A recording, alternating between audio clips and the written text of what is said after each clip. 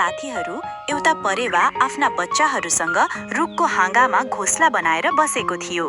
बच्चाहरूलाई भोक लागेको थियो, त्यसैले परेवा खाना खोज्न बाहिर जान्छ। ऊ त्यहाँबाट निस्केपछि केही समयमै एउटा सर्प त्यहाँ आइपुग्छ र रुखमा चढेर परेवाको बच्चाहरूलाई आक्रमण गरेर मार्छ र तल झारिदिन्छ। केही समयपछि परेवा फर्केर आउँछ। आफ्ना बच्चाहरू मरेको देखेर ऊ धेरै रुन्छ। निकै दुखी र रिसाएको परेवा बदला लिन आफ्नो साथी बतकसँग कुरा गर्छ।